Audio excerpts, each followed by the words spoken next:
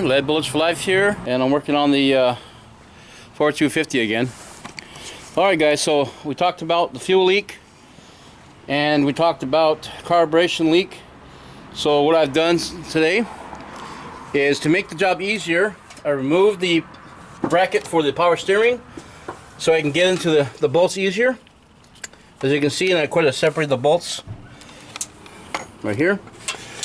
And I bought some new hose. So what I'm going to do is add the hose to the bottom, remove the bottom filter off, and place a filter on top here so that I can see the contents of the gas going in and showing how clean it is. Alright, let's see what I bought today. Alright, so went down to O'Reilly's and got me the mechanical pump. And here it is in question here. So $32 and some change, not bad, for a mechanical pump, and it's exactly the same as the old one. Then on top of that, bought some more fuel hose so I can replace the old one, and a little longer so I can reach it up to the to our nozzle here. And thank God it came with a brass flange, so that'll hook up to my metal hose line nicely. So when you put these in, sorry guys, I couldn't see my face. When you put these in, this goes cam down. So here's your cam here. You basically put it under the cam, and then over, and then mount it as such. Okay, so what happened was right in your body here, right here by the camshaft, there is a tear duct, and it basically operates the same way as the water pump. So as soon as you got to get a tear duct in there, that's when you know you got a bad pump. Okay. Alright, so what we're going to do next, we're going to go ahead and remove the Holley carburetor, and I'm going to put my rebuild kit to it. Most likely, you know, since it's been sitting so long, a lot of the gaskets are old and are causing vacuum problems, so we'll remove the carburetor and we'll go in the backyard and rebuild it with a rebuild kit. Alright, we got the carburetor off all the way around, 4 bolts holding it. And guys, the Holley gaskets for these carburetors are extremely thick, and I can see why they're expensive. I'll show it to you later. Right now I want to go ahead and spray down and then start to unravel the tanks. Adjust the choke and check out our accelerator pump. Okay, so I separated the primaries, and the fluid looks in good shape. The gaskets are old and brittle. I'll be replacing those along with the accelerator pump, which will go right here. And it's on standby, so I'm going to clean this up a little bit, reassemble it. So guys, a better way to get the gaskets off when they're stuck is kind of spray your and then use a wire brush like so. And what it does is it softens up the old gasket, and we're able to scrape it off. So as you can see, all the edges here, all the gaskets gone, so we'll have a nice tight seal for both the secondaries and the primaries. Guys, I want to make a note. When you pull out your threads and your screws, look closely what happens to them. They've only been out for about a half an hour and they're already rusting already. So apparently these screws are quite they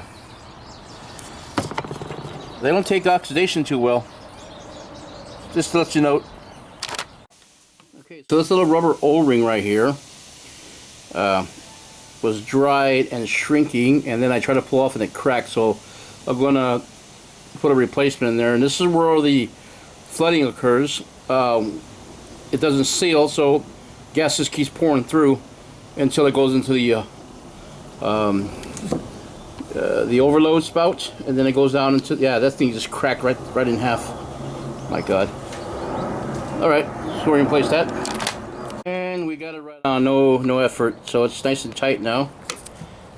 Alright, get some of that back together as well. Okay guys, so what I did was unscrew the choke, and I'm trying to get it as close as possible to the bottom. I think this is good enough. That's just enough choke to get it to start, and summertime's coming up anyways. So this is actually a heat operated choke. It's not electrical. So I have a zinc tube that goes from the choke all the way down to the exhaust manifold, and where heat draws in and then expands the coils inside to open up the choke. Other than that, it's ready to go back in now. So I'll be using the gasket for the mounting of the carburetor, and this looks like it'll work just fine. A little thin and a little, you know, not constructively made, but it should do the job. Just, you know, tighten it down and make sure everything's clean so it lays flat. So let's go ahead and hook it up and see what it looks like. Okay, so we got the carburetor back on now, all hooked up. Oh, I do need to hook up the linkages. That'll work too. Anyways, I stopped at Harbor Freight this morning, and I got me a little primer can along with a timing light and a few other tools. So by the way, guys, Harbor Freight's having their Black Friday sale today. So if you're interested in some discount tools, head on down there. By the way, I don't sponsor Harbor Freight. I'm just a customer.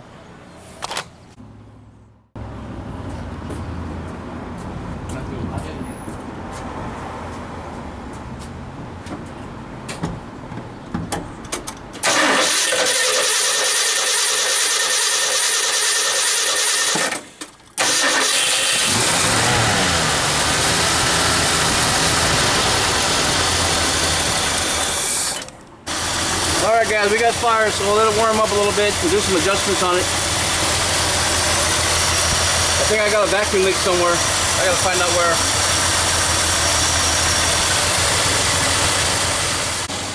Okay, so I got the engine running and I plugged up most of all the vacuums. And so I'm doing a vacuum check on the carburetor right now, and it's looking really good. Let me take a look at it.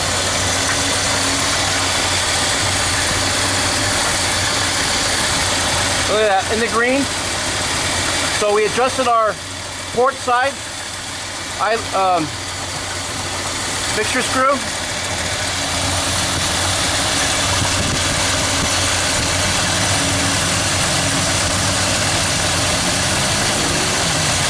Okay, adjusting it in. See it's dropping? So let's go ahead and bring it back up again. So you get the highest reading. Right there should be good. So we're going to go check our other side.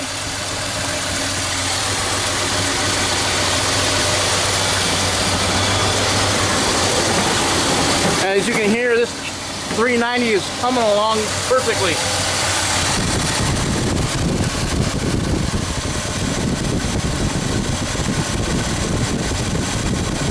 Okay, I'm going to draw the screw in.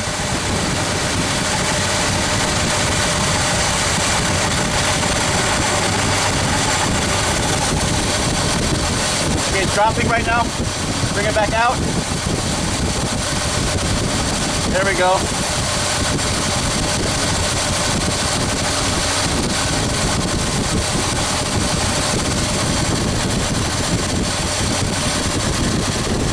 Let's take a look at the accelerator.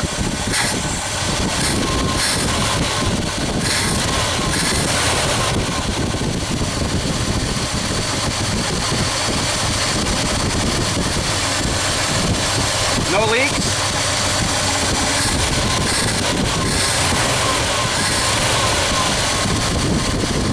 All right. Let's take a look at the temperature.